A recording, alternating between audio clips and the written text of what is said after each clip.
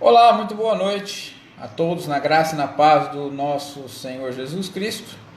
Eu sou o pastor Fabiano e estamos aqui para mais uma das nossas transmissões às sextas-feiras, já que a gente está se poupando um pouco de nossas reuniões presenciais por conta da quarentena. Infelizmente, os números na nossa cidade ainda continuam bastante altos e nós estamos trabalhando aí com o mínimo possível da nossa capacidade de cultos presenciais. Então, apenas no domingo à noite estamos com os nossos cultos presenciais e estamos fazendo essa transmissão aqui nas sextas-feiras para a gente não ficar muito tempo sem reflexão na palavra do Senhor, ok? Então, sejam todos muito bem-vindos. A Romildo está com a gente, a irmã Valéria com a gente também. Sejam todos bem-vindos, fiquem à vontade. E conforme vocês forem entrando, vão compartilhando aí a transmissão para que mais pessoas possam participar, ok? Vamos fazer uma oração? Senhor, nós estamos agradecidos pelo dia de hoje, por mais uma semana que se encerra.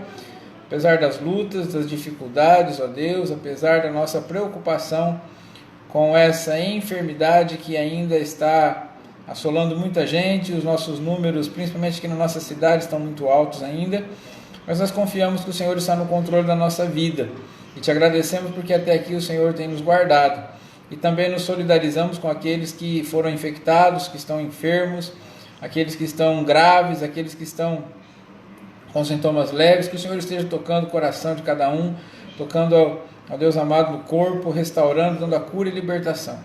Aqueles, ó Deus, que perderam entes queridos por causa dessa enfermidade ou por qualquer motivo, outra enfermidade ou qualquer tragédia que seja, que o Senhor esteja consolando os corações, dando graça, ó Deus amado, e o conforto, o consolo necessário.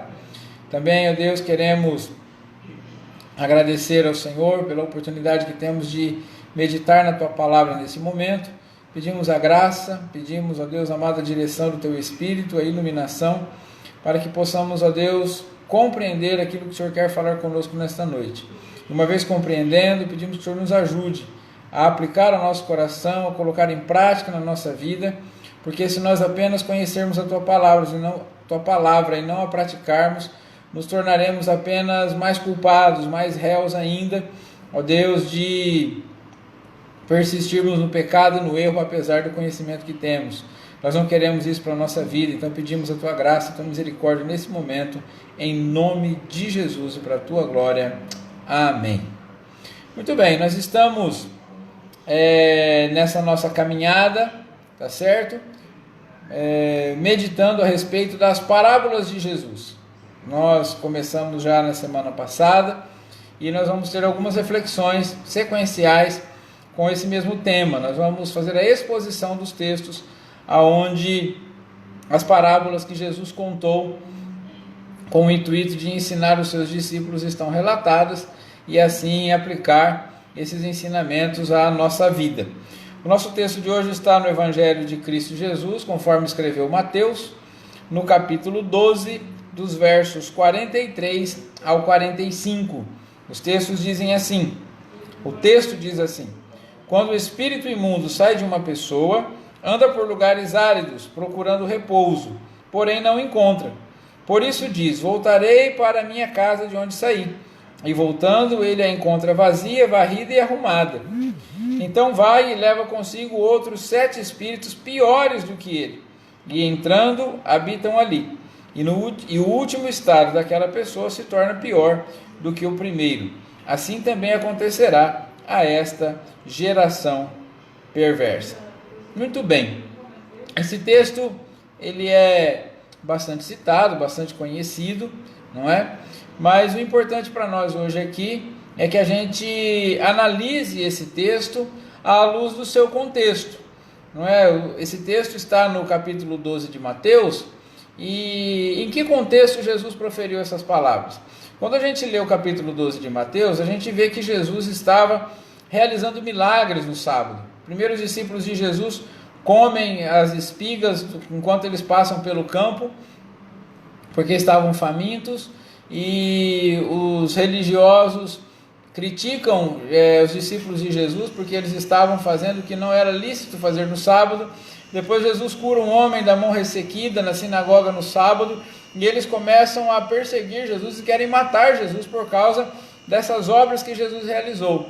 E Jesus então começa a repreender essas pessoas, dizendo que o que eles viviam era uma grande hipocrisia, porque tinham todo um critério para não realizar nenhuma obra no sábado, mas não deixavam, por exemplo, um boi ou um animal qualquer morrer por conta de um imprevisto, caso isso acontecesse, no caso caísse num buraco, alguma coisa no sábado. Era uma grande hipocrisia, não era uma prática de guarda do sábado que vinha do coração, mas sim uma religiosidade vazia. E a situação começa a se agravar, porque aí Jesus expulsa um demônio, cura um endemoniado, liberta um endemoniado no sábado, e aí eles começam a criticar Jesus e a dizer que Jesus estava expulsando demônios porque ele também tinha demônio. E nesse contexto que Jesus profere a sentença do pecado eterno, que é o pecado contra o Espírito Santo, pecado sem perdão. Jesus fala que aquele que blasfema contra o Espírito Santo é réu de pecado eterno.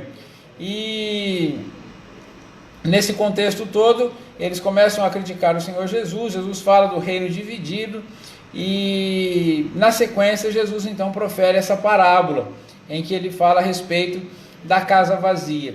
O que essa parábola significava exatamente dentro desse contexto em que Jesus estava ensinando, em que Jesus estava proclamando a sua mensagem? Se você encontrar, ou se você voltar um pouco atrás, nós vemos que quando o povo de Israel sai do Egito, Deus institui uma aliança com eles, aliança que já havia sido instituída com Abraão, com Isaac, com Jacó. Deus renova essa aliança com o povo de Israel, transforma aquele bando de escravos que estavam saindo do Egito em um grande povo, uma grande nação, e faz uma advertência muito séria a eles, que eles não deveriam se contaminar com os deuses estranhos. Mas a gente vai vendo o livro de Josué, de Juízes, Reis, Crônicas, Samuel, e a gente vê que o povo se prostituiu, se entregando a deuses estranhos, a deuses pagãos. Então Deus levanta os profetas, os juízes, para tentar trazer sempre o povo ao arrependimento. O povo se arrepende, passa por momentos de avivamento e cai novamente, até que finalmente o reino do norte cai diante dos assírios e o reino do sul cai diante dos babilônicos. E nesses 70 anos que eles passam cativos na Babilônia, eles se purificam, eles abandonam a idolatria, eles tiram do seu meio, do seu coração, todos os deuses estranhos, e quando eles retornam à sua terra após o cativeiro, Israel não é mais um povo que se prostra diante de outros deuses, a não ser o Deus de Israel, o Deus de Abraão, de Isaac, de Jacó, o Deus único, todo-poderoso. Porém, esse avivamento ele vai perdendo a sua essência, esse concerto vai perdendo a sua essência, ao ponto de que a aliança, ao ponto de que o relacionamento com Deus, ao ponto de que a convivência do povo com a presença de Deus vai se tornando apenas uma religião fria, vazia, sem atitude. E é exatamente disso que Jesus está falando nessa parábola. Que eles tinham tirado os deuses estranhos do meio deles, eles tinham expulsado os espíritos malignos da idolatria do meio deles, porém não colocaram nada no lugar, e a casa se tornou vazia. E Jesus estava dizendo aqui, essa casa vazia, ela, mesmo que tenha sido tirado do seu meio os deuses estranhos, os deuses da idolatria, os demônios, não é, que nela viviam, esses demônios, ao procurarem por lugares áridos e não acharem lugar aonde repousar, eles estão retornando agora para essa casa. E essa casa, ela está recebendo não só os demônios que saíram dela, mas está recebendo demônios piores do que esses. E esses demônios agora estão fazendo com que a nação de Israel, mesmo tendo uma religiosidade criteriosa, mesmo tendo uma religião radical, ainda assim está cedendo espaço para que demônios habitem no meio dela. E é disso que Jesus estava falando aqui. E eu gostaria com você nessa noite de meditar um pouco sobre o perigo de vivermos uma justiça que não é a justiça de Deus. O quanto é perigoso para nós quando nós vivemos uma justiça que não vem de Deus. Jesus estava nesse texto em questão aqui, ilustrando através dessa parábola essa religiosidade hipócrita daqueles judeus que estava não só deixando de abençoar pessoas, mas estava também deixando toda a nação, todo um povo vulneráveis à ação de Satanás. E estava distanciando esse povo cada vez mais do propósito de Deus. Eles tinham purificado a nação da idolatria, mas estavam vazios de Deus. E isso estava fazendo com que eles se tornassem ainda mais perversos diante do Senhor. Jesus chama essa geração de geração perversa, que é a geração que havia sim tirado do seu meio a idolatria, mas não tinha colocado o verdadeiro Deus no lugar. Tem um livro muito interessante do pastor Timothy Keller, tem o título de Deuses Falsos, que fala um pouco a respeito disso. Não é de que os ídolos que nós construímos no nosso coração precisam ser tirados e substituídos pelo Deus verdadeiro, porque senão nós corremos o risco de receber novos ídolos no nosso coração e o nosso estado ser pior do que era antes de abandonarmos a idolatria. Então eu gostaria agora de ir para dentro do texto com você, para que a gente possa compreender como nós nos tornamos vulneráveis à ação de Satanás através, muitas vezes, da própria religião que professamos, quando essa justiça religiosa que nós aparentamos, ela não vem verdadeiramente de Deus. O verso 43, Jesus está dizendo, não é, que uma pessoa vulnerável à ação de Satanás, ela acaba ficando à mercê da sua vontade, deixando-o decidir quando e o que fazer com essa pessoa. A gente vê que no texto do verso 43, Jesus fala que o espírito imundo ele deixa a casa, ele anda por lugares áridos e ele tem uma certa liberdade. Ele não só sai da vida da pessoa, como tem liberdade para sair, ele tem liberdade para andar, tem liberdade para passear, tem liberdade para fazer o que quiser. E essa vulnerabilidade que aqui Jesus estava se referindo era justamente isso. Quando nós decidimos viver uma vida de justiça e de piedade só de aparência, que não é fruto da presença do Espírito Santo na nossa vida, Satanás nos transforma em marionetes, nos transforma em instrumentos. E às vezes, achando que somos agentes do reino da luz, estamos nos comportando como agentes do reino das trevas. E isso é muito perigoso para nós. E no verso 44, Jesus reforça ainda mais essa ideia, dizendo que uma vida de moralismo e prática religiosa sem essa presença do Espírito Santo não impede que Satanás realize sua vontade na vida de uma pessoa. Pelo contrário, deixa a pessoa ainda mais atrativa a ele. Ou seja, os versos 43 e 44 falam que o espírito imundo sai, ele anda por lugares áridos, ele não encontra onde repousar, ele, por algum motivo que o texto não nos esclarece, mas ele, por não encontrar lugar, ele resolve voltar. Então veja bem a situação dessa pessoa, não é?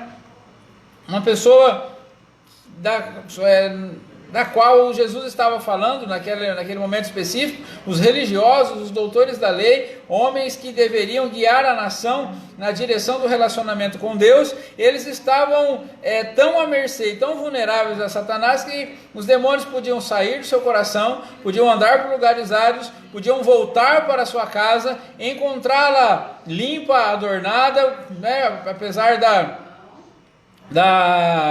da falta do Espírito Santo, havia sim uma prática religiosa, havia sim uma mudança de costumes, uma mudança de postura, mas tudo isso sem a essência principal, que é a presença de Deus. Então os demônios, eles tinham liberdade na vida dessa pessoa para sair, para entrar, para trazer convidados e para encher a casa dessas pessoas ou a vida dessas pessoas com o que eles quisessem. Isso é o que acontece quando nós Mudamos os nossos costumes, mudamos os nossos hábitos, mudamos a nossa maneira de vestir, mudamos o nosso vocabulário, mas não nos convertemos de verdade. Aquele povo tinha mudado a maneira de adorar a Deus, eles tinham abandonado os deuses estranhos, estavam criteriosos com a maneira de se vestir, né? Jesus fala sobre os largos filactérios, Jesus fala sobre as franjas nas roupas que eles colocavam, né? Nós vemos que no tempo de Jesus eles eram extremamente criteriosos com a religião, mas isso era só aparência, era só hipocrisia. A casa estava limpa, mas estava vazia.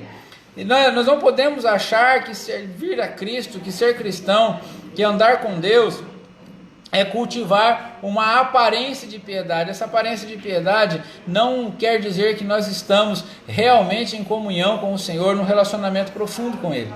Às vezes as pessoas estão vivendo uma vida moral ilibada, porém uma vida longe de Deus. E Deus, apesar de ser a fonte de toda a moral, Ele não mandou Jesus para morrer no nosso lugar para que nós tivéssemos apenas uma vida moral boa, mas para que nós tivéssemos vida eterna, para que nós tivéssemos relacionamento com Ele.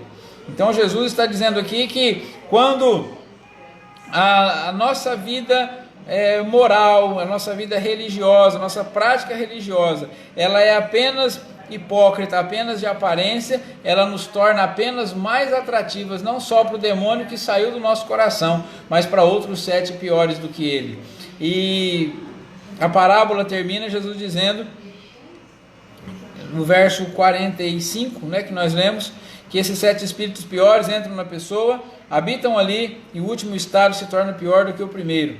E assim também aconteceria com aquela geração perversa. Nós precisamos estar atentos, nós precisamos nos questionar a cada dia se a nossa conversão se deu realmente no nosso coração, ou se deu apenas na nossa mente, se nós fomos apenas convencidos de uma mensagem, se apenas repetimos uma oração de arrependimento que não partiu do coração, e se as nossas atitudes não são frutos de um amor intenso e verdadeiro ao Senhor, ou se elas são atitudes hipócritas.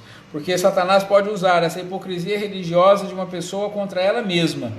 Satanás pode tornar a nossa religiosidade, o nosso moralismo tão destrutivos quanto uma vida de impiedade declarada. Uma pessoa que vive deliberadamente no pecado, declaradamente no pecado, e sem pudor algum e sem restrição nenhuma, não é? Ela pode estar tão perdida quanto aquele que vive uma vida de aparente moral, vive uma vida de máscaras de hipocrisia, e Satanás pode usar essa nossa religiosidade, esse nosso moralismo contra nós e nos destruir tanto quanto aqueles que estão declaradamente longe de Deus. A condição da geração para a qual Jesus estava contando essa parábola era essa. Jesus estava dizendo que aquelas pessoas que tinham a sua religiosidade e os privilégios que essa religiosidade oferecia e conferia, os religiosos do tempo de Jesus, os mestres da lei, eles tinham grandes privilégios. Eles podiam exercer a sua religião, exerciam o sacerdócio, eles tinham uma certa liberdade dada pelos romanos, eles não queriam abrir mão disso, eles estavam valorizando isso muito mais do que o verdadeiro amor a Deus. Mas por causa desses privilégios, por causa dessa religiosidade, por causa dessa hipocrisia, eles estavam rejeitando Jesus e a sua obra. Jesus estava trazendo uma mensagem de relacionamento com Deus. O reino de Deus estava chegando, o reino de Deus havia chegado. O Jesus estava estabelecendo agora uma aliança com o seu povo, mas por causa da religião que eles professavam, por causa da sua religiosidade, da sua hipocrisia, dos seus privilégios, eles estavam rejeitando Jesus e a sua obra. Estavam dando mais valor ao sábado do que daquele que criou o sábado, do que o Senhor do sábado. Estavam dando mais valor às suas normas e leis do que a misericórdia para com aqueles que estavam sofrendo, com aqueles que estavam famintos, com aqueles que tinham as suas necessidades urgentes que precisavam ser atendidas pelo Senhor Jesus. Eles estavam rejeitando o próprio Deus, o Senhor da vida, e tributando a sua obra a Satanás para não reconhecerem que realmente Jesus era o Messias. Então é muito preocupante isso, porque talvez nós ainda estejamos fazendo isso nas nossas vidas através da nossa religiosidade, da nossa maneira de ser. Ao invés de reconhecermos Cristo na nossa vida, nos quebrantarmos, nos entregarmos ao Senhor de coração, nós apenas construímos uma imagem religiosa da qual nós possamos nos orgulhar, e isso está nos transformando em instrumentos de Satanás para concluir a sua obra e não a obra de Deus através das nossas vidas. Eu quero dizer que é importante que nós saibamos que o diabo não tem dificuldade nenhuma em que nós sejamos cristãos. Ele não liga se você vai à igreja, ele não liga se você tem uma religião, ele não liga se você é dizimista, ele não liga se você vai ao culto, tá certo? Ele até vai com você, dependendo, até senta junto com você na igreja, mas ele simplesmente deseja que você faça a obra dele, que você ande com ele, apesar de você ir à igreja. Se você realmente estiver também agradando a ele, ele não se preocupa, não tem dificuldade em dividir você com a igreja, em dividir você com o Senhor. Mas para o Senhor Jesus você precisa ser santo. Para o Senhor Jesus você precisa ser exclusivo. O teu coração tem que pertencer ao Senhor. A tua fé precisa estar única e tão somente no Senhor Jesus. Não é como cantamos já há muitos anos: em nada ponho a minha fé senão na graça de Jesus, no sacrifício remidor, no sangue do bom Redentor. A minha fé e o meu amor estão firmados sempre, e deverão estar sempre firmados no Senhor. Não é nas nossas obras, não é na nossa capacidade, não é no que a gente faz ou deixa de fazer, mas único e tão somente na obra de Cristo. Eu quero concluir aqui dizendo que, citando o texto do apóstolo Tiago, que diz: portanto sujeitem-se a Deus, mas resistam ao diabo, e ele fugirá de vocês, capítulo 4, verso 7. Nesse texto aqui nós entendemos que fechar as portas da nossa vida para a atuação de Satanás está diretamente ligado à obediência, porque é a obediência, a submissão, a sujeição a Deus que nos capacita a resistir ao diabo para que ele fuja de nós. Então nós precisamos estar submissos a Deus e a sua palavra, na certeza de que só Cristo pode destruir as obras do diabo, conforme 1 João 3,8, o apóstolo João escreveu que Jesus veio para destruir as obras do diabo. Só o Senhor Jesus é capaz de fazer isso através das nossas vidas. Por isso é que nós precisamos nos prevenir, para que Satanás não use essa nossa religiosidade, essa nossa justiça própria, para nos escravizar e nos submeter à sua vontade e nos colocar cada vez mais longe de Cristo e do seu propósito para as nossas vidas. Por isso é cada vez mais urgente que eu e você obedeçamos, ou ouçamos e desejamos agir de acordo com o que está escrito em Apocalipse 3,20, em que Jesus diz: eis que estou à porta e bato. Se alguém ouvir a minha voz e abrir a porta, entrarei em sua casa, cearei com ele e ele comigo.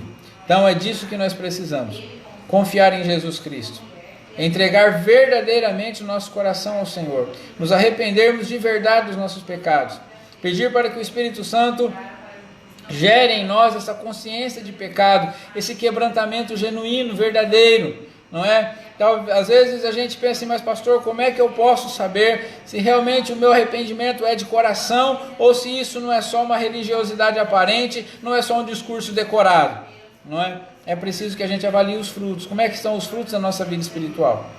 Como é que está o fruto da nossa fé? Nossa fé tem produzido fruto? Nós temos alcançado pessoas a Cristo? Nós temos tido paz no coração? Nós temos tido um testemunho que glorifique a Deus? Ou simplesmente estamos anunciando uma religião, estamos defendendo uma ideologia, uma ideia ou uma filosofia? Não era isso que Jesus queria das pessoas naquela época, não é isso que Jesus quer de nós hoje. Jesus quer que nós coloquemos, que nós peçamos a sua misericórdia para colocar o diabo para fora da nossa vida, mas que o nosso coração seja preenchido da presença dele, da presença do Espírito Santo, e não apenas que a gente faça uma reforma no nosso coração, não apenas que a gente faça uma limpeza no nosso coração e o deixe vazio, porque esse coração vazio com certeza vai receber não só os demônios que saíram, mas 7 outros demônios piores do que ele, e a nossa situação pode se agravar muito mais. Então é preciso que eu e você busquemos cada dia da nossa vida entregar o nosso coração a Cristo, viver para a glória de Deus, sem religiosismo, sem hipocrisia, não podemos deixar isso entrar no nosso coração. Os judeus rejeitaram Jesus, eles não reconheceram Jesus como seu Salvador, e Jesus estava proferindo um julgamento contra eles, e que isso não aconteça também contra nós, ok? Assim nós terminamos a exposição de mais uma parábola de Jesus. Gostaria que você compartilhasse o texto. Esse vídeo também vai para o nosso canal no YouTube. Eu gostaria de pedir que vocês também acessassem lá, compartilhassem, se inscrevessem, para que a gente possa chegar o mais longe possível com as nossas mensagens. Vamos orar?